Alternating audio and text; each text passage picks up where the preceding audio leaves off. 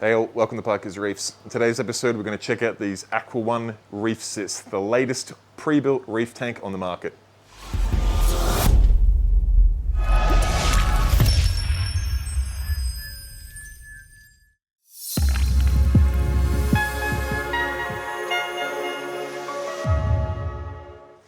Alright, so quite often I get messages from people asking me what sort of tanks they should buy, either as an upgrade or as a first tank to get into reefing. Now, we're spoilt for choice at the moment between Red Sea tanks, waterbox tanks, Cade tanks, custom built tanks, and of course the AquaOne tanks. Now, it's really difficult because everyone's requirements and preferences are a little bit different, but of late I've been recommending this brand new system from AquaOne. It's their ReefSys range, which has really been a huge step forward from the AquaOne mini reef that they built for many, many years. Now, the awkward thing about that is I've been recommending this system without actually seeing one in person. So I figured today's the day. I'm not only going to get to see one in person, but I'm actually going to put one together.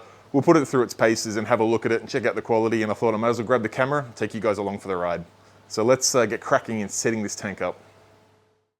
So the instructions are actually very, very nice. Every single part has been labeled, including all of the panels, so it makes it very, very easy. They're bright yellow stickers and they're corresponded with what is on the instructions.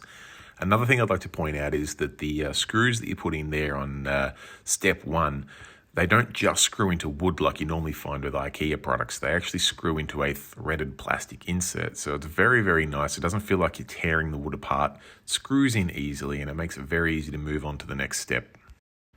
Once you've got those pieces in, they literally just click together, you turn the cam locks and you're done. The only thing that takes a little bit of finesse is lining up and getting the hinges on the doors right. But basically you screw them in just as you would normally, and then you can adjust the little adjustment screws afterwards, which makes it super easy. And before you know it, you're ready to put the sump in and the tank on top. All right, and just to prove that I did actually do it, I did a time lapse of me putting the system together. Now, these first few steps here are me basically getting all the parts out. Now I'm screwing in all the cam locks and getting a cabinet all together, aligning the doors. Then I believe I take one of the doors off to get the sump out, the sump in, and then tidy up. I do a little bit of chatting to some customers here whilst I wait for a hand in moving the tank over into the location before we go about setting the plumbing up. But all in all, it went together very, very nicely. Now onto the fun part, that's sitting the tank on top and running the plumbing through the weir. Now this is something that I'd recommend you have two people to do, one person to turn the pipe on the top and one person to hold the corresponding pipe on the bottom.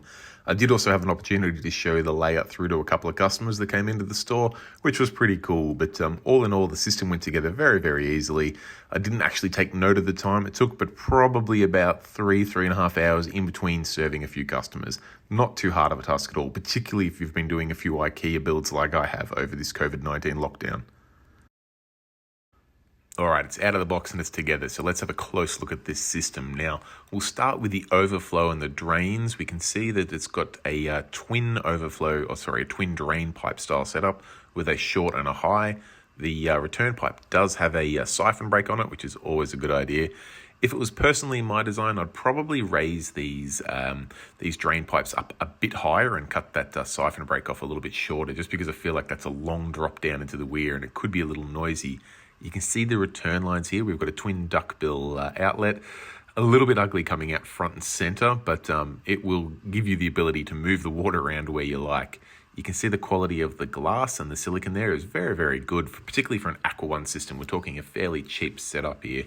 All in all, the glass quality and the silicone all looks very good. You'll have to mind my fingerprints on the glass there, but for the price, this is a nice tank. Now, when we open up the cabinet, we'll have a look at the sump layout down the bottom. You can see we've got our full siphon drain there with the gate valve on it, and then our half siphon, which is just open with the bend there. So that gives you some nice fine control. And then, of course, in the middle, you've got your return pump line, which goes there. That does also have a little union on it to make it easy to remove. Now, the water will come down into that little central piece in the middle. It'll then come up over into your filter sock, down through the filter sock, and into your first of your adjustable chambers. Now, you can lift these baffles up and down, and you can move them across into either one of those two runners there. Or, of course, you can take the whole baffle completely out if you want to run a much larger skimmer. A nice touch, but not a huge amount of adjustment there. I'd probably like to see these two options spread out a little bit further. And you've also got an adjustment for the return pump section there, which is quite a nice touch. It allows you to adjust that water level to where you want it to, but it is a fairly small section for the return pump. Over in the back right-hand corner, you can see the built-in ATO reservoir, which is one of those things that half the people are going to love and half the people are going to wish was used for other real estate. So I guess that's just the way these things go sometimes. But all in all, a very, very nice system, and it doesn't come with any of that gear that people then often end up either selling or throwing away in the AquaOne G220 skimmer or the AquaOne Mariglow Lite or their fairly noisy return pumps. So by not including those products, it makes it a fair bit cheaper to get this product out the door to you. Now, unfortunately, we did run into one little hitch with the sump, and that is the glass pane that separates the drain chamber with the return chamber did actually have a little leak along the silicon, which was allowing a little bit of salt water to come back up into the automatic top-off chamber. Now, we could actually see where the silicon was just missed. Now, the store that I was working at said that that AquaOne never have any issues with that. Whenever there's any problems with their system, they are the easiest company to deal with to get replacements or to fix the problem. So this was one of the very early ReefSys sumps, so hopefully that is not a common problem, but I had to point it out in this video. So just watch the silicon on the sumps if you are setting up one of the ReefSys systems. Otherwise, your top-off water is going to get a bit salty. All right, now that I've had my hands on the ReefSys system from AquaOne, do I still recommend it to people getting into reefing or people looking to upgrade their tank? I'm going to say that I absolutely do, with a few caveats. You need to be mindful of sometimes that there could be some sort of minor issues like there was with our sump, and you just need to check over that carefully. Like I said though, AquaOne have, according to my local fish shop, been very, very good at replacing or fixing any problems that are occurred.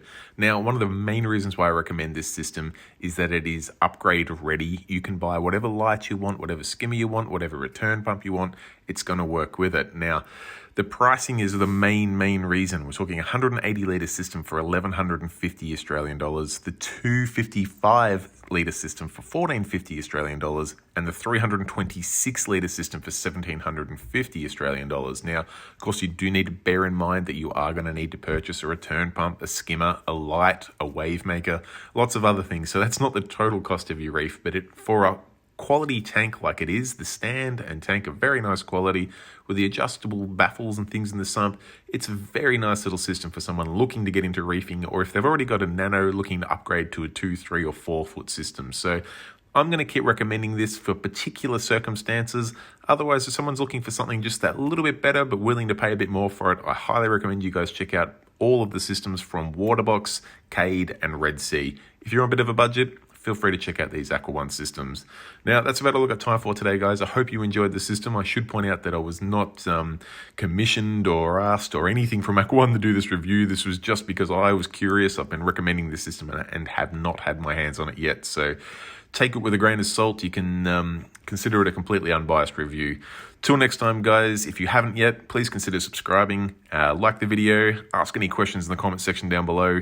Till otherwise, stay safe and keep reefing. Cheers, bye.